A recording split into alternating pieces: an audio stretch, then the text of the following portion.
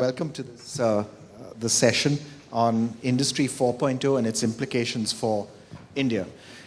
We're starting somewhat late. We're starting about 25 minutes late. And by the end of the session, our goal is to be only 10 to 15 minutes late. So we'll try to make up about 10 minutes in the course of this session. And I'm joined by a great panel, a panel with a great deal of experience, not only in Industry 4.0 in general, but in specifically applying it to India and to Indian manufacturing. The way we're going to organize this session is that I'll make a couple of quick introductory comments, and then we'll go straight to questions, and I'll ask each of our panelists a question. I'll start with Siemens and ask Ashish Bhat a question on Siemens and how they are going about and their understanding of Industry 4.0 and how they're implementing Industry 4.0 in their own organization. Turn next to Jurgen Hase from part of the Reliance group, and ask him about how Industry 4.0 is relevant to India and how he sees it unfolding in India. And then turn to Ravi Srivastava and ask him about a specific question around the report that I know he's had a great deal to do with, and I think is really the prime author of. So, a quick comment about Industry 4.0. So what are the kinds of questions that we need to be concerned with? We need to be concerned with, first of all, what is it? When we talk about Industry 4.0, we talk about technologies, we talk about competitiveness, we talk about connectedness, we talk about enterprises, we talk about software, and then we talk about a lot of hardware. We talk about additive manufacturing and 3D printers and such. We talk about embedded software and intelligence in products, and we talk about RFID and knowing where every little widget and bit on the shop floor is and how it connects with every other little bit and widget. So we have many concepts of what Industry 4.0 involves, and I think our goal would be to have clarity not only on what it is, so therefore what the end destination is, but how do we get there? What are the steps along the way?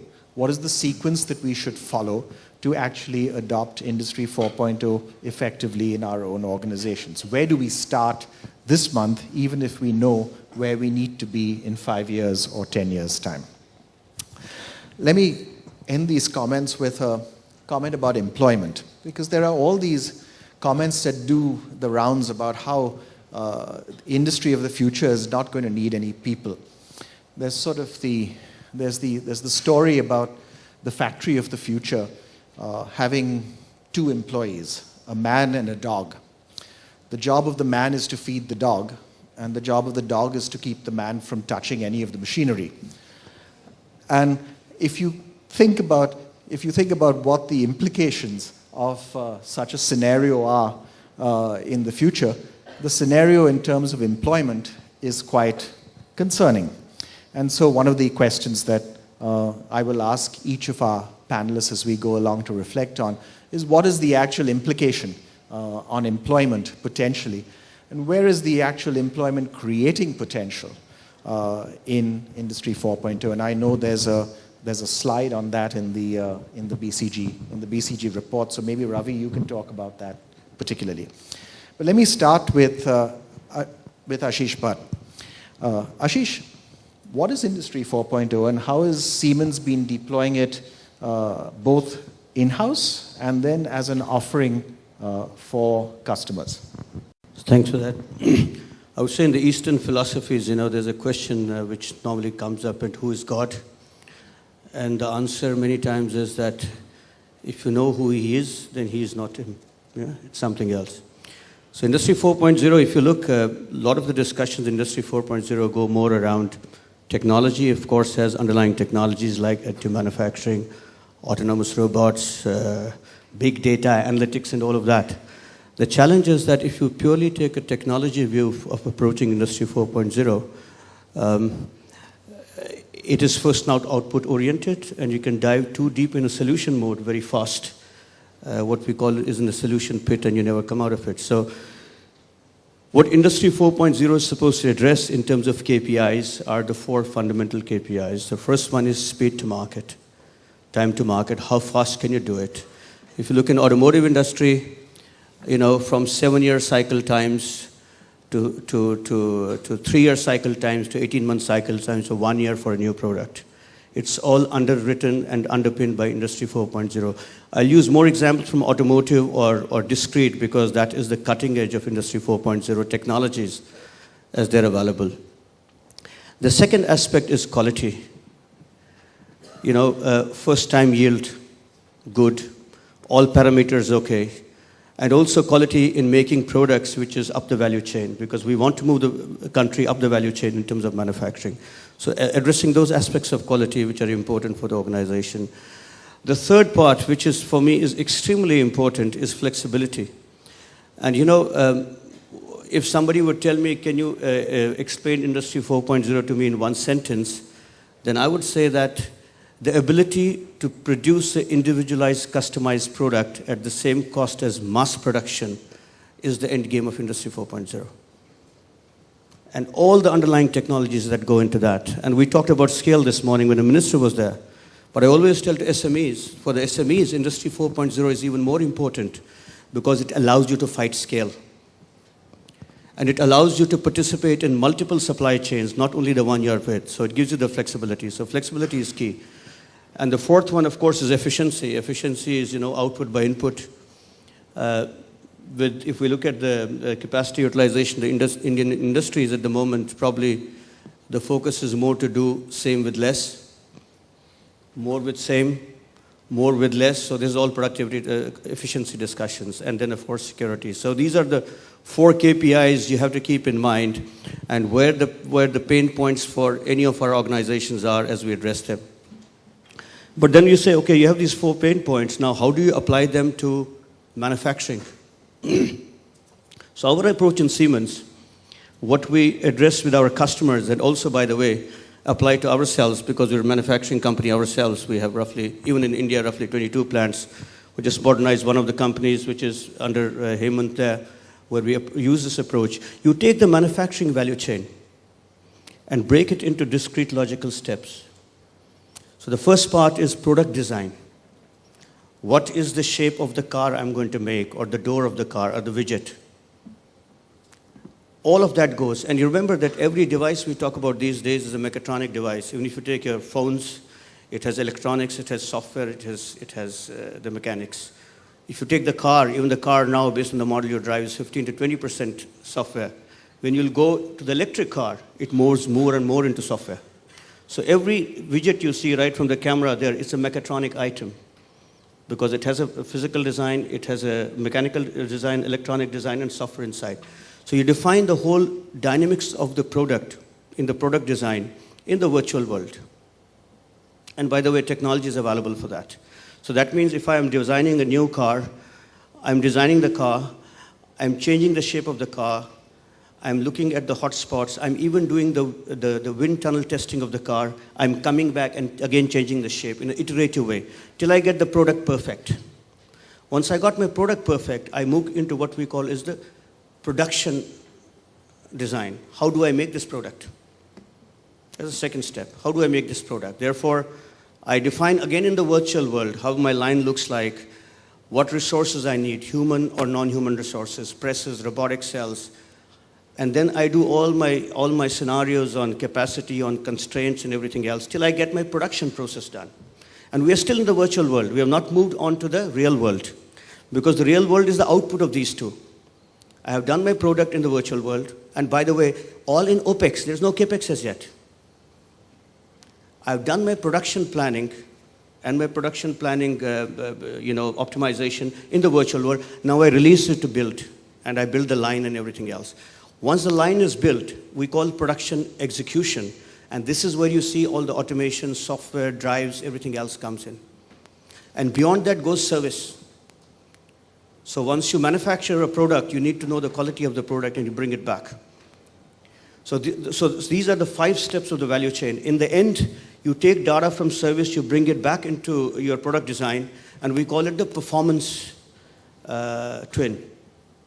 So you have a digital twin of the product, digital twin of the production, and digital twin of the performance. And by the way, in the whole Industry 4.0 journey, you can choose any of the steps where you want to start, because data moves up, backwards, and forwards. So taking your 4 points of pain and seeing where you need to tweak it and where you need to move forward, then looking at the manufacturing value chain and saying, where do I need to work more now than later? Where's the closest return for investment? So that's been our approach. We applied that approach recently to a factory in Kalwa, and I can share some of the statistics in terms of output. We went from 3 lines to 1 line. In terms of quality, from 22 points to 60 points. In terms of output, from 9 seconds, from 22 second cycle time to 9 second cycle time. In terms of variants, from 60 variants to 180 variants on 1 line. And the output of the factory really represents an SME in the Indian world. So, we are therefore able to manufacture with that flexibility the cost point of a mass-produced item with the quality of a global item. So that is, in a summary, what I'd like to say. Thanks. Thank you, Ashish. Thanks. Jurgen, how is all this relevant for India? I mean, this is a nice example from India. How is this relevant for India? How are you deploying this? When we were talking just before this session, you used the term journey. And what's the journey that Indian industry should start on? Yeah, okay, thanks. First of all, one line only, who's Unlimit? Nobody has heard about Unlimit. We use the name Unlimit because there's no limitation of application in the digital transformation. This is the reason why we have chosen Unlimit. It's a dedicated unit, and we are enabling all these things from connectivity up to end-to-end services. I want to come back to one sentence before. I'm a German. I've learned a lot this morning about how you're thinking about German. Thanks for this, first of all. I'm in my generation, for example, I'm a person who's normally buying a car. For me, a car is a status. You're buying a car. I have 4 kids. Believe me, my kids never will buy a car. We are living in a shared world.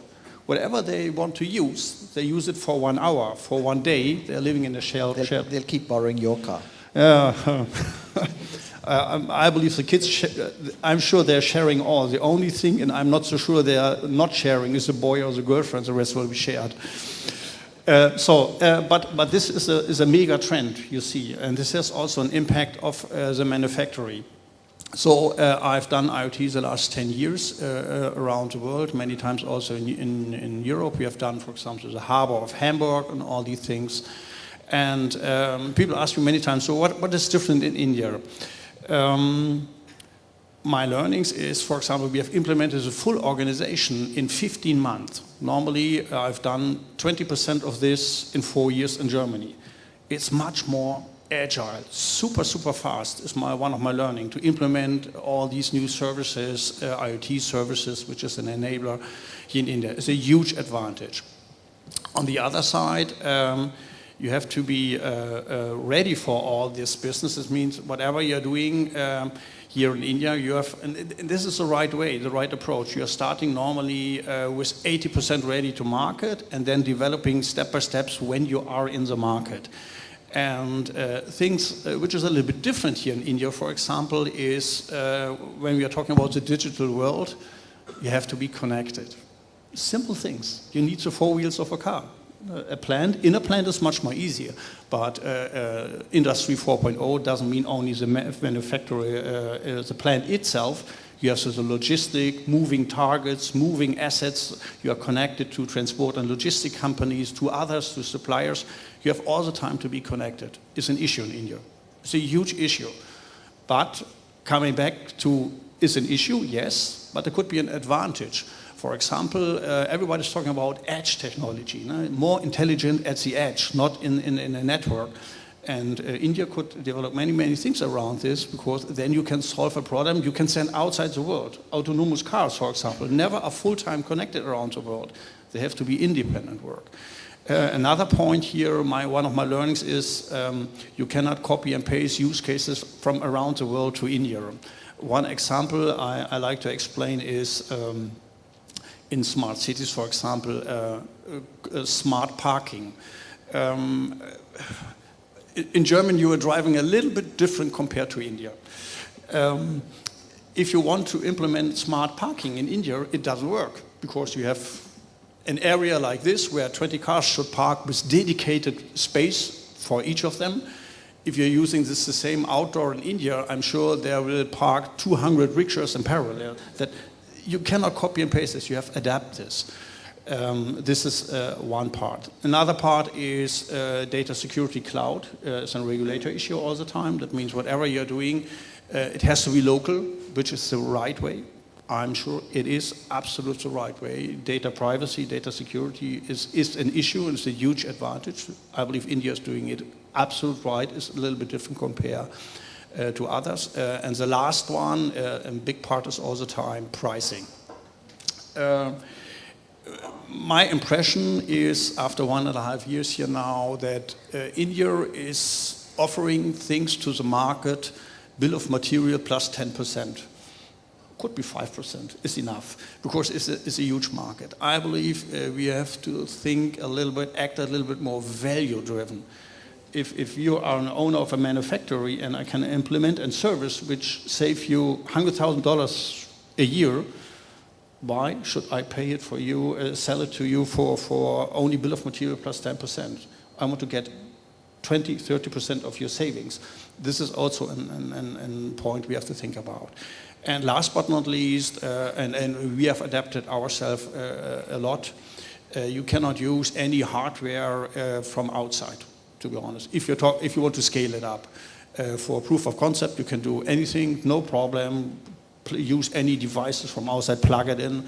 But if you want to scale it up, if you move to the production and for the mass market, you have to start a local production. It's crystal clear on me. And this is also a deep learnings. And if you're doing all these things right, then coming back to the statement in the morning by the minister, but then we can export this.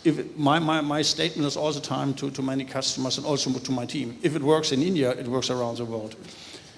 It is an advantage. It sounds a little bit negative. No, that's not negative. It's a huge advantage, and we have to do it right and with the right people. And yeah, this is the one we have done. I can talk many other things. I believe this is one of the key messages from my side. But last statement here on reduce Industry 4.0 in some simple things. At the end, you as a manufacturer, you have two things normally. At the beginning, it's saving money in form of efficiency. The second step is adding new services. And this you have to do as a journey, step by step. Don't start, implement all in day one, and then you're struggling because you talk about 100,000 and whatever and dollars in investment. No. Pay as you use. It's an OpEx model.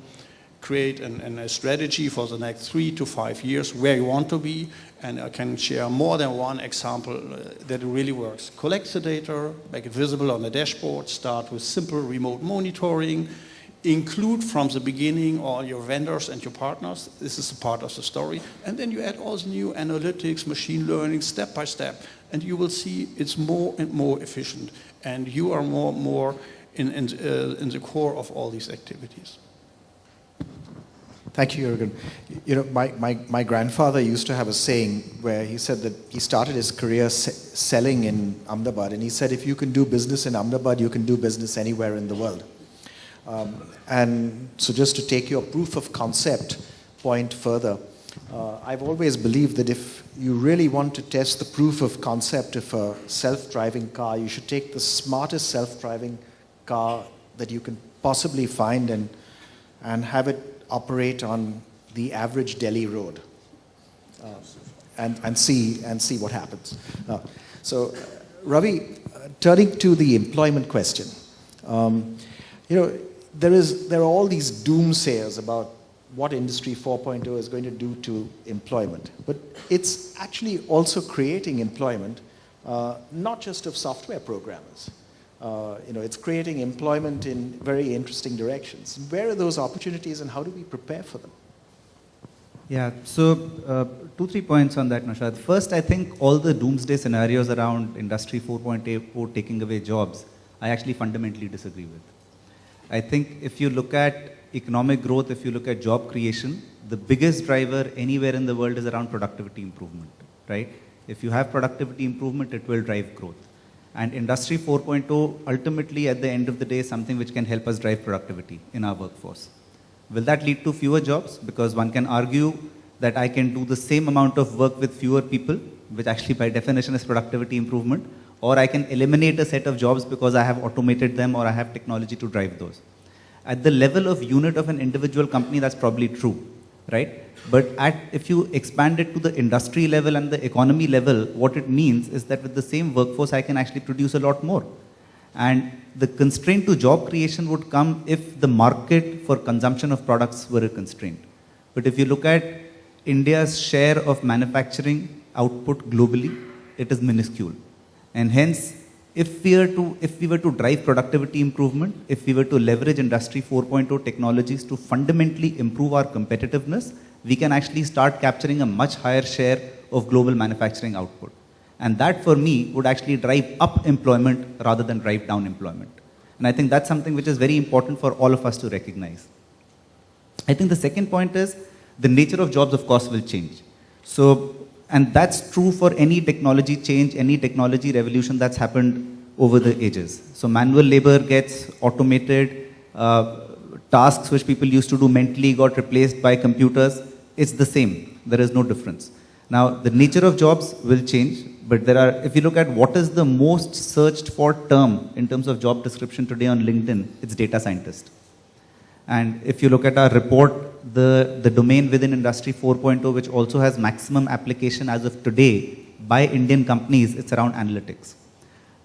It's a low-cost way. It's something which one can start deploying even on data that exists today to drive improvement. So will the nature of jobs change? Absolutely. Will we require many of the low-end manual labor jobs that exist today, let's say 10 years or 15 years down the line? Probably not. But will that be replaced by several other jobs? Not just around software, but also around hardware. Looking at sensors, understanding technologies, manufacturing for some of these technologies itself will be there. And there are several new jobs and new skills that will be required going forward. And maybe the third point I would make is that has fundamental implications for the economy as a whole, with an agenda for the government, for our educational institutes. It also has implications for individual companies. So if you look at industry associations or the government or our educational bodies, they need to start preparing people for the skill sets that are required by industry in the future. And as innovation cycles get shorter, they actually get shorter than our education cycles, right? So what that means, people who've trained for something in university or in schools, by the time they are 3 years or 4 years into that job, that training itself actually starts becoming irrelevant. And therefore you need to have continuous reskilling that gets driven. And some of that reskilling initiatives and infrastructure will need to be created by the government, by the industry bodies. Some of it will also have to be created by the companies themselves. And maybe the last point, I think, which manufacturing companies should start preparing for is if you take your workforce today and if you project 10 years down the line, out of 100 people, probably 30 of the tasks will not exist as they exist today. Another 30 or 40 will require substantial reskilling compared to how that work is done today. You might still have 130 people because you've actually grown your business substantially, but the mix of skills in that workforce will actually be very different. And while it's easy to look at it from a macro picture, as you start driving it down to individual people, individual employees, how will you engineer such a massive chain and restructuring of the skill base of your workforce is something which requires very active thinking and actually very active action, literally starting today.